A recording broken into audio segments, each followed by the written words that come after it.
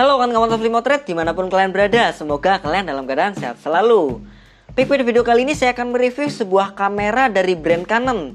Tepatnya itu kamera Canon EOS 650D. Oke, sebelum saya mereview untuk barangnya, jangan lupa teman-teman klik tombol subscribe di bawah dan aktifkan loncengnya supaya tidak tertinggal pada video-video saya selanjutnya. Oke, yang pertama di sini saya akan membahas apa saja sih yang akan kita dapatkan ketika kita membeli kamera Canon 650D ini. Yang pertama, tentunya teman-teman akan mendapatkan kameranya. Terus yang kedua, teman-teman akan mendapatkan juga untuk lensanya. Dan untuk lensanya ini ada dua varian ya, tergantung paket mana yang akan teman-teman pilih. Dan itu akan berpengaruh juga di budgetnya ya teman-teman. Yaitu yang pertama lensa kit yang 18 sampai 55 mm nya. Terus yang kedua adalah lensa kit sama juga yaitu 18 sampai 135 mm.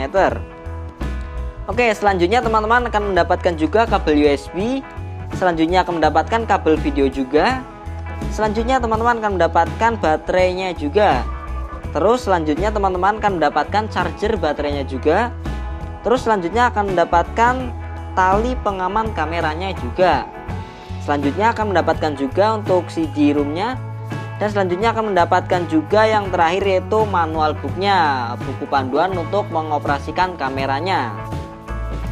Oke, itu dia untuk apa saja yang akan didapatkan. Selanjutnya sebelum masuk ke spesifikasi yang akan teman-teman dapatkan, saya akan membahas dulu untuk bagian bodi pada kameranya terlebih dahulu. Oke, untuk jenis bahannya di sini seperti pada umumnya untuk kamera-kamera DSLR menggunakan plastik. Dan untuk bahan plastiknya tidak dijelaskan menggunakan bahan apa, tetapi ketika kita ketuk di sini mengesankan plastiknya bukan plastik yang ecek-ecek ya, tetapi plastik yang memang berkualitas lumayan. Oke, terus di sebelah gripnya di sini ada sebuah karet yang bermotif seperti kulit. Nah, ini sangat berpengaruh di tangan kita ketika kita akan melakukan memotret. Di sini akan merasakan akan lebih nyaman ya ketika ada karetnya seperti ini karena akan lebih berat. Dan di sebelah depannya juga sudah terpasang karet juga. Dan di sebelah sininya juga depan juga sudah terpasang karet.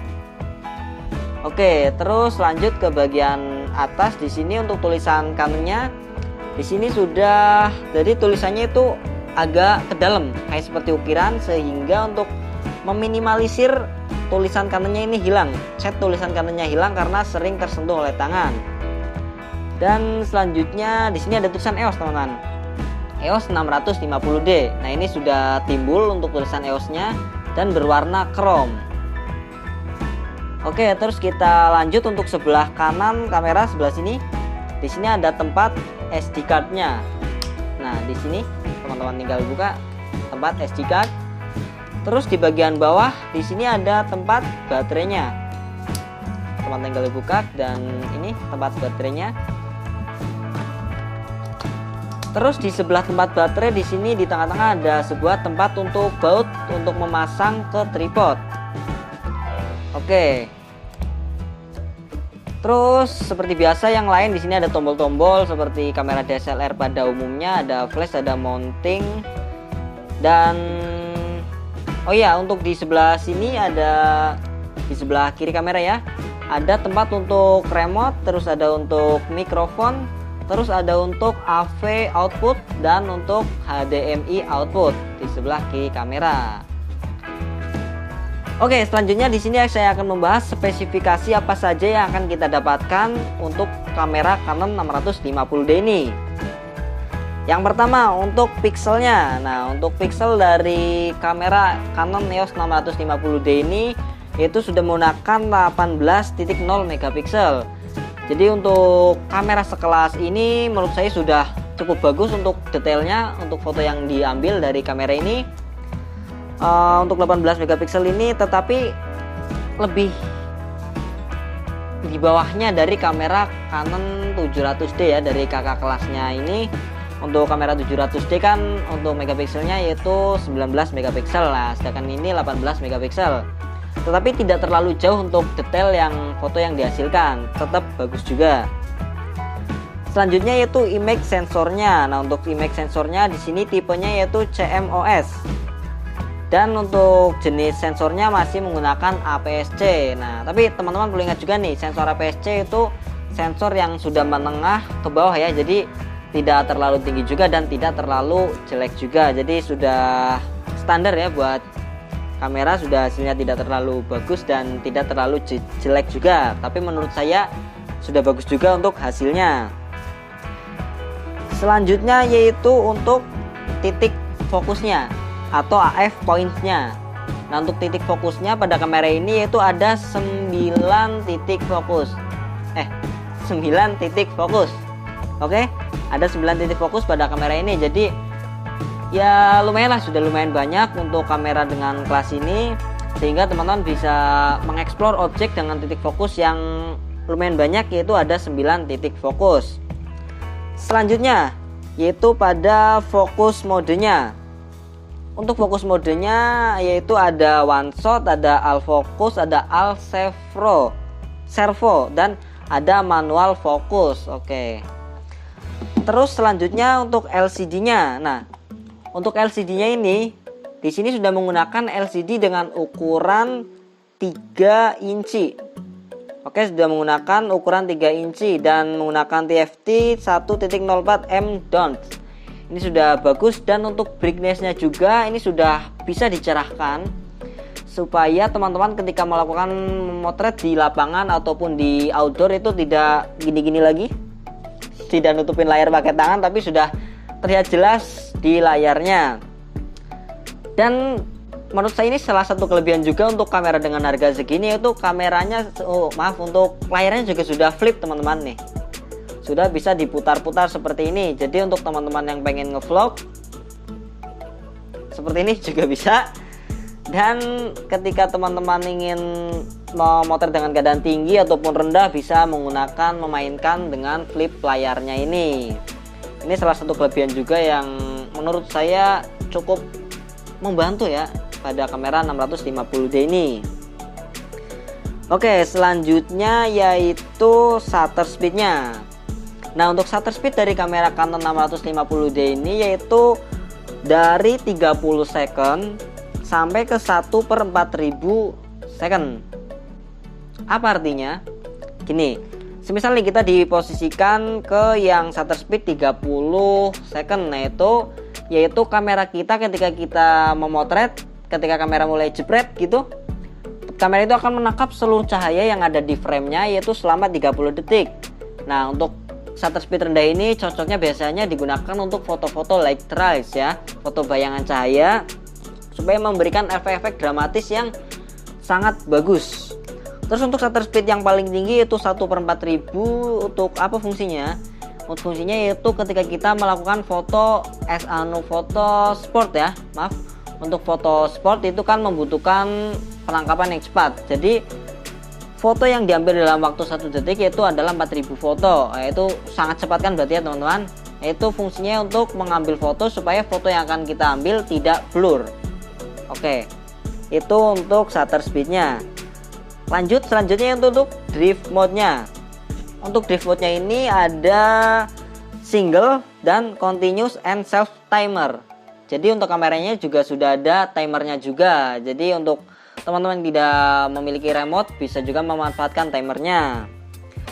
Selanjutnya itu untuk continuousnya. Nah, ini maksimal yaitu 5 frame per second. Oke. Terus selanjutnya ISO. Untuk ISO dari kamera 650D ini yaitu paling kecil pada angka ISO 100. Dan yang paling besar yaitu pada ISO 6400.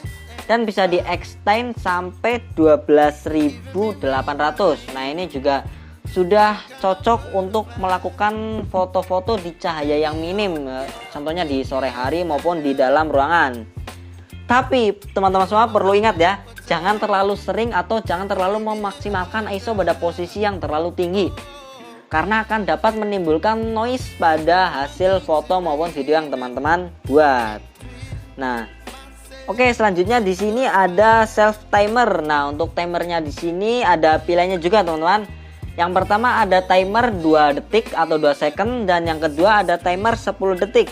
Nah, ini tergantung teman-teman memanfaatkan untuk foto bersama. Semisal nih teman-teman pengen foto bersama tapi tidak memiliki remote untuk kameranya. Tadi yang sudah saya jelaskan untuk tempat remote-nya di sini untuk mengkonekkannya. Teman-teman bisa menggunakan timer, entah itu yang mau 2 second atau yang 10 second. Ini menurut saya juga sangat bermanfaat.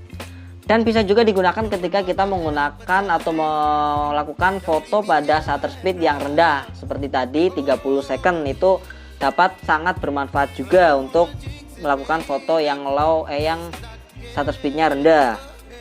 Oke, selanjutnya itu recording media. Nah, di sini untuk recording medianya itu sudah SD memory card atau SDHC atau SDXC memory card ya, teman-teman. Terus selanjutnya ada data type atau style image-nya. Di sini sudah JPG, tentunya teman-teman sudah tahu semua ya, untuk file-file biasanya untuk foto itu file JPG dan file RAW. Nah, apa itu file RAW? Saya jelaskan juga sedikit. Untuk file RAW yaitu file tertinggi yang atau file terbagus ya pada kamera yang dihasilkan. Dan fungsinya untuk menggunakan file RAW ini yaitu ketika teman-teman ingin melakukan color grading pada foto teman-teman. Nah, ini akan sangat memudahkan karena color yang dihasilkan dari file RAW ini yaitu color yang sangat natural. Jadi untuk diotak-atik pada saat color grading, pada saat editing itu lebih memudahkan teman-teman pada saat melakukan editingnya. Tetapi ada kelemahannya juga untuk file RAW ini yaitu memakan tempat yang sangat banyak, teman-teman. Satu foto itu bisa mencapai di kamera Canon EOS 650D ini ya, bisa mencapai 25 sampai 30 MB. Sangat banyak memakan ruang ya. Jadi mungkin teman-teman untuk melakukan untuk memotret dengan file RAW ini ya diusahakan jangan terlalu sering memotret. Teman-teman pastikan dulu untuk ini sudah benar-benar pas, tinggal jepret supaya memori atau SD card-nya teman-teman tidak penuh. Oke, selanjutnya untuk movie-nya di sini sudah MOV ya, MOV untuk movie-nya. Oke, yang terakhir untuk jenis baterainya yaitu baterai LP-E8. Nah, untuk baterai LP-E8 di sini punya saya untuk mAh-nya 1200.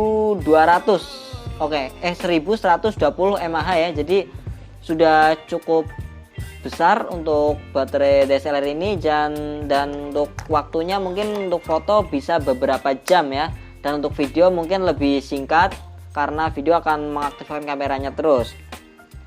Oh ya, sedikit lupa, jadi untuk keluaran kamera Canon 650D ini yaitu keluaran tahun 2012. Jadi pada tahun 2023 ini umur untuk kamera ini sudah lumayan tua, sudah lumayan jadul, yaitu sudah kisaran 11 tahun ya. Tetapi teman-teman gak usah khawatir karena fitur-fiturnya yang sudah saya sampaikan tadi itu sudah lumayan cukup, sudah lumayan memadai untuk teman-teman yang pengen mendapatkan kamera yang fiturnya sudah lumayan bagus dengan budget yang minimal, yaitu oh ya, untuk harganya saya lupa bahas tadi. Selanjutnya kita akan bahas biayanya. Untuk pada tahun 2023 ini ya, untuk secondnya itu kisaran pada 3,5 sampai 4 juta. Itu untuk secondnya pada tahun 2023 ini. Dan untuk harga barunya yaitu kisaran pada 4,5 sampai 5 juta. Nah, itu untuk harga barunya tergantung teman-teman membeli pada toko yang mana. Oke, mungkin cukup sekian untuk review kamera Canon EOS 650D ini. Jika teman-teman suka dengan video ini, silahkan teman-teman klik like. Dan jangan lupa klik subscribe-nya juga dan aktifkan loncengnya supaya tidak tertinggal video-video saya. Karena video saya akan membahas seputar foto dan videografi. Jadi buat teman-teman yang hobi dengan foto dan videografi, channel ini sangat cocok untuk teman-teman. Oke, terima kasih. Salam motret.